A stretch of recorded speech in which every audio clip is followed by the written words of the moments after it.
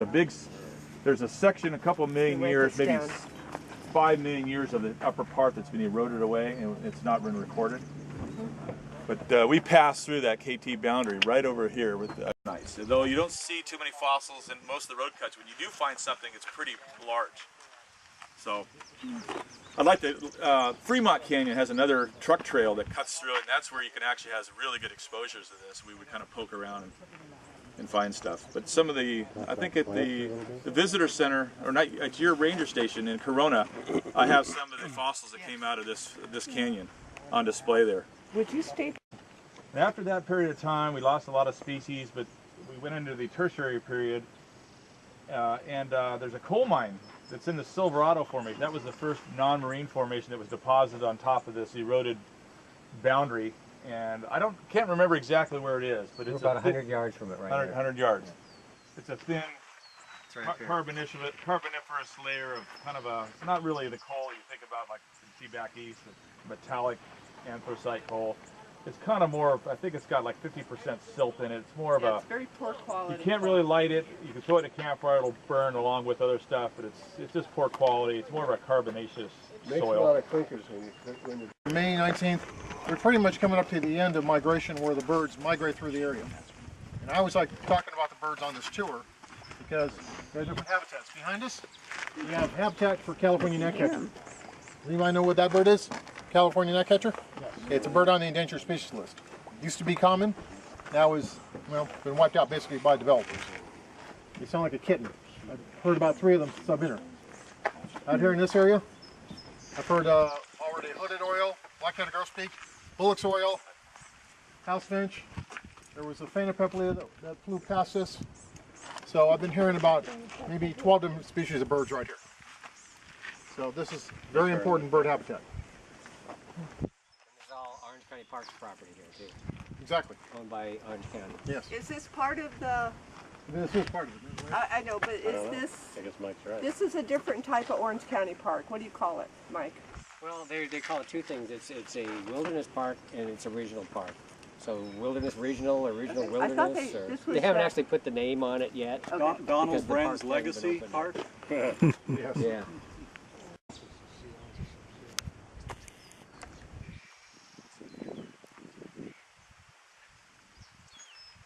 Okay, let me just tell you what we've heard. We've heard of California gnatcatcher, blue-gray gnatcatcher, house finch, song sparrow, black-headed grosbeak cone way over there. I heard a hooded oriole probably over near the oak trees. Heard a hooded oriole over there. Wren tit, acorn woodpecker. Yeah, that was a song sparrow we just heard just now. Okay, heard a wren tit. Also heard a spotted towhee just now. Another spotted towhee. 2 different calls of the spotted towhees. Song sparrow. Up above us, we got a black-headed grosbeak singing. So just to let you know, folks, there are lots of birds here. Well, you can walk over to the edge here and you can see down, but falls are further back. You know, when we just passed Beaks, or not Beaks, the other rocks, they have a supply of acorns that they have in baskets. They could use these grinding stones using a pestle grind. It must have been a relief to them to come up from below and find it so nice and shady and cool up here.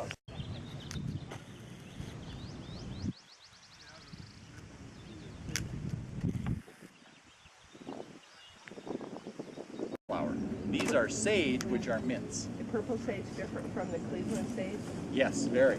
Cleveland sage is you only get a little bit of it in this mountain range, way down in the San Mateo, little tiny bit there. It's mostly a San Diego and Baja thing.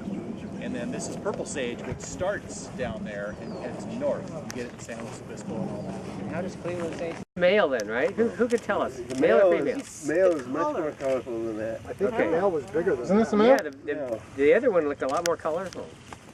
This is female then, right? You are so beautiful. So I chopped off his tail. Deborah, how could you get a better model than that? Yes, she's about to jump on your head. I have a good camera is the question. She wants to know what kind of, you brought beautiful flowers, now what kind of delicious bugs. Yeah, big scales, big scales.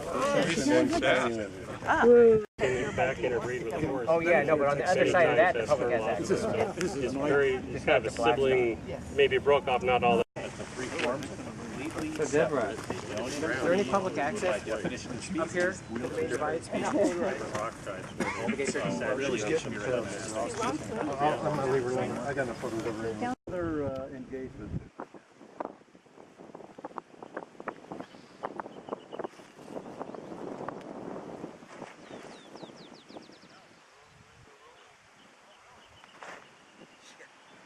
What have you got a key?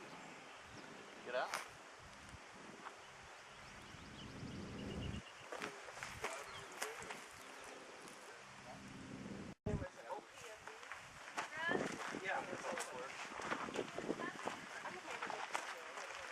That's a real skull. All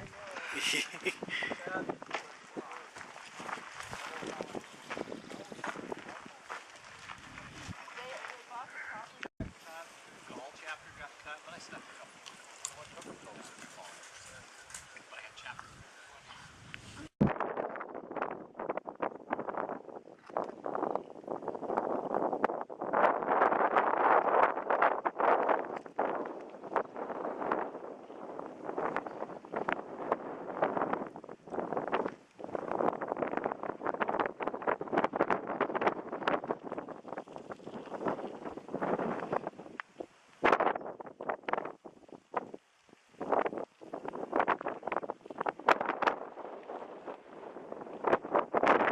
What are you doing that poor deer?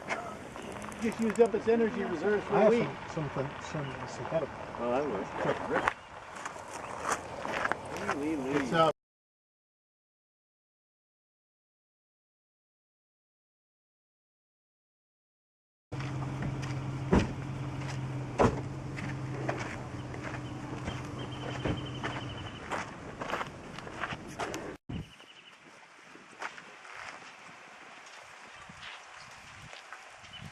that alter it, and it reprecipitates this mineral called serpentinite along the seams. And it's definitely a metamorphic rock because it kind of has a schisty fabric to it.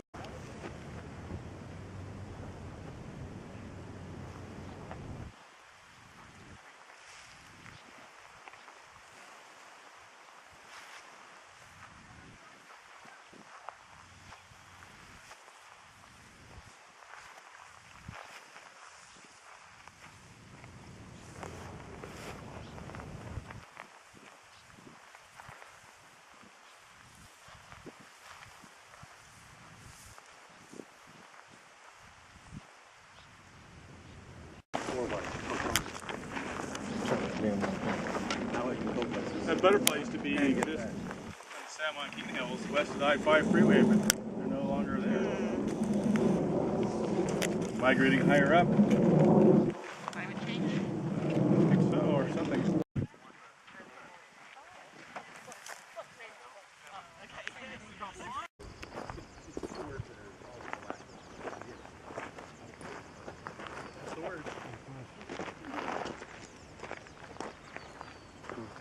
So we picked it up, looked at it, threw it down, and I can't find it.